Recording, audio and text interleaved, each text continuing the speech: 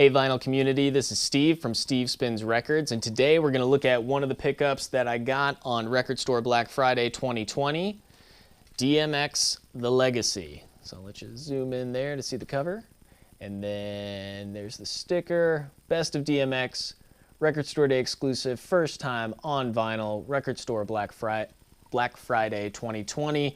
There were 3,500 of these made from Def Jam Records.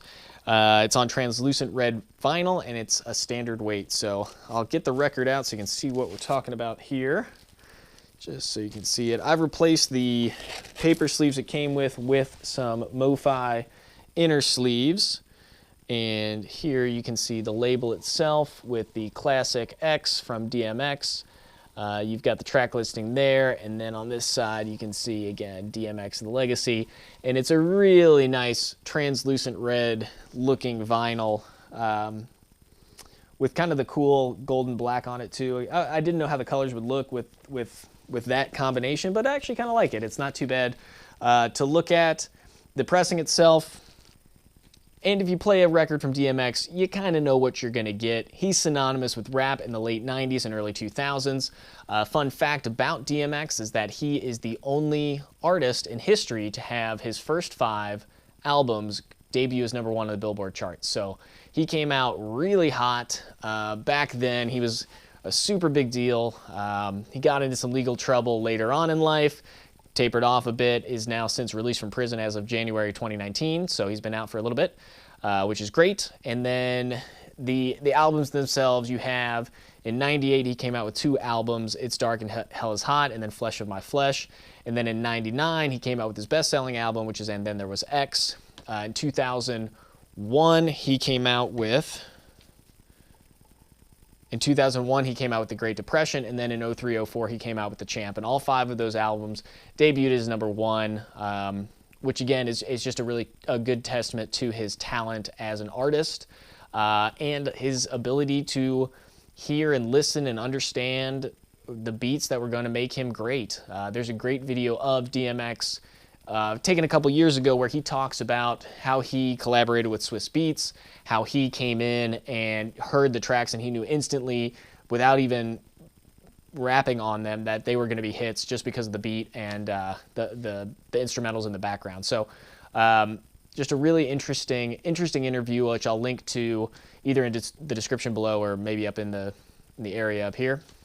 But DMX, again, when you watch that interview, really interesting guy. He came out with a bit of a chip on his shoulder. So he was rapping in maybe the early 90s. I want to say like 92, something like that. He was in New York City, and he was trying to get signed to a record deal. Nothing was really happening. And then he gets signed and creates, he gets, signed 6 years later, something like that, after working in New York City. And then he's like, you know what?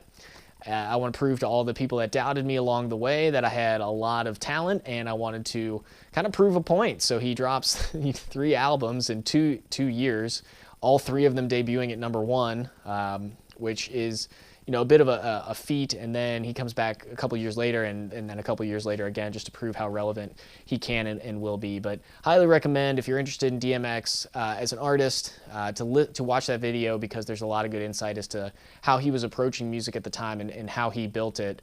And I believe he also says in that interview that he was really trying to create art that would stand the test of time. So I think one of the things that I was listening to when I heard this again was there's certain tracks that hold up pretty well, and then certain tracks that absolutely do not. So Where the Hood At is one of those tracks that absolutely does not hold up.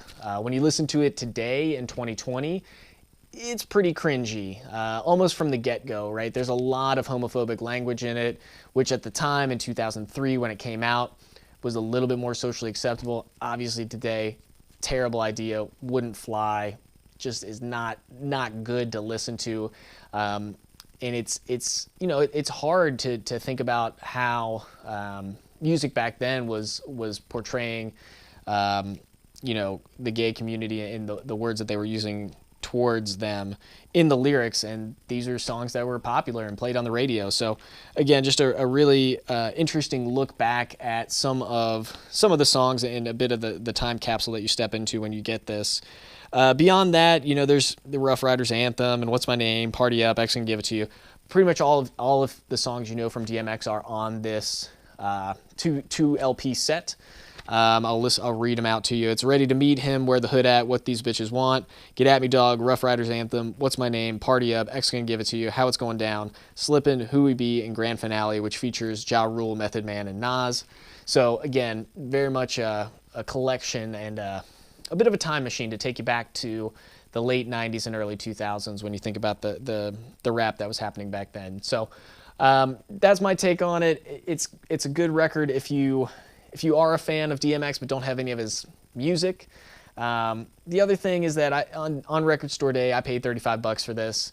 After listening to it, I kind of regret it, right? $35 seems like a lot for what I got here. It's standard weight. It sounds okay. It's got pretty much all of DMX's greatest hits, but you know, it didn't come with anything else, any other bells, whistles, anything like that.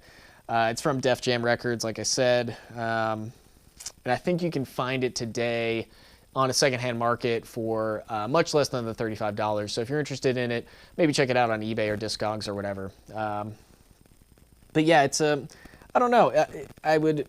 I don't know how I feel about it. There's a lot of interesting feelings that came out of listening to this record. I listened to it right before this video, and I probably won't listen to it again for 8 months, maybe 12 months, 9 months, something like that. It's gonna be a while before I put this back on because I got so much other stuff to listen to that I want to check out. And it's, you know, it is exactly what it is, right? So you get DMX's greatest hits.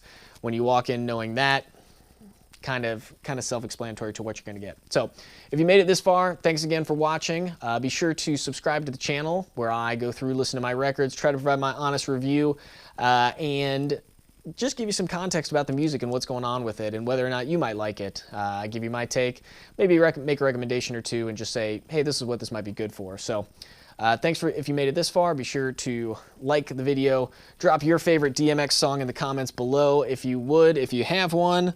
And then that's it. Yeah, that's all I got for you on DMX The Legacy, Record Store Day Black Friday 2020. I'm Steve from Steve Spins Records, signing off.